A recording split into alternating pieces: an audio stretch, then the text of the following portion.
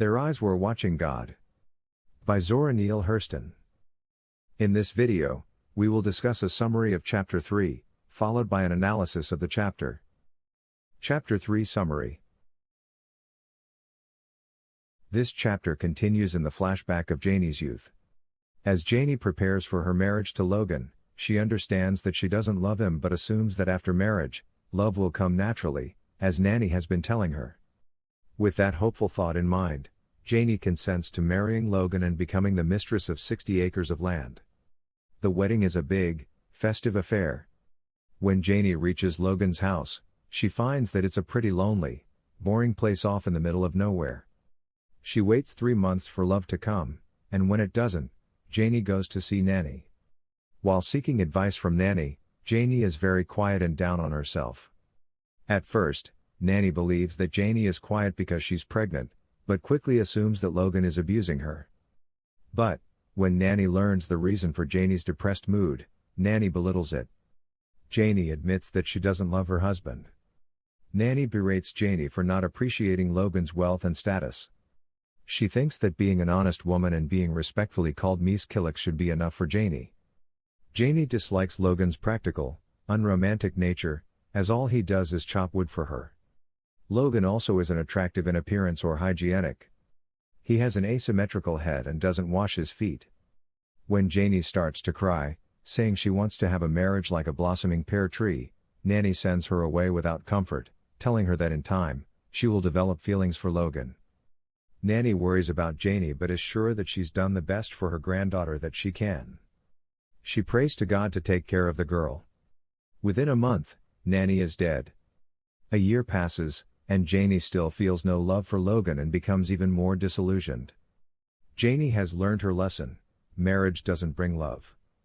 With this realization, she grows increasingly distant, taking comfort in the beauty of nature around her. She's fascinated by the concept of creation, especially now in the spring. The chapter ends with a sort of adage. Janie's first dream of love died. Thus, she became a woman. Chapter 3 Analysis. Janie does not feel authentic sexual desire for Logan and thus becomes aware that her views about marriage and gender diverge from those of her grandmother. Janie's decision to convince herself that she will eventually love Logan emerges from her allegiance to Nanny and her understanding of how Nanny's past traumatic experiences have conditioned her to seek the more traditional virtue of security for her granddaughter. Even though Janie now has financial stability in her life, she becomes increasingly aware of her distinctive idea of love in her mind. Love is equated with the sexual desire and passion she felt beneath the pear tree but does not with Logan.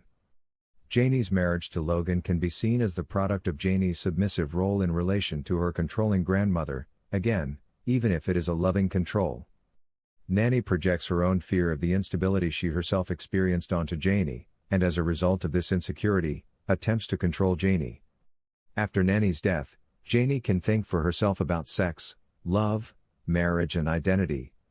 After realizing that marriage does not bring about love, and by extension, sexual desire, Janie self-identifies as a woman, both because she has the experience to be able to differentiate between sex, love and marriage and because she has experienced disappointment at the hands of men.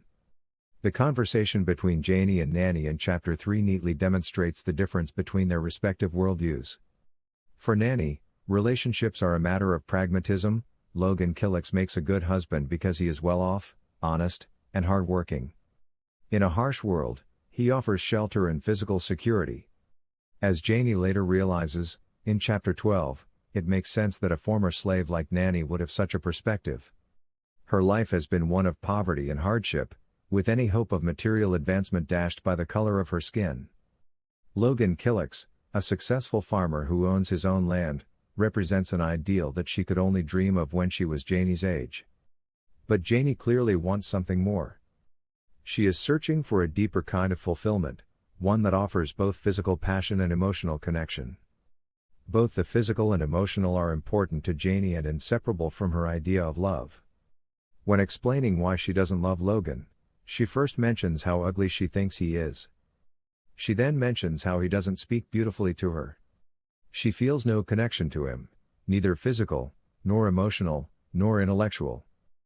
If this video helped you, be sure to give it a like, comment, and subscribe for more helpful content.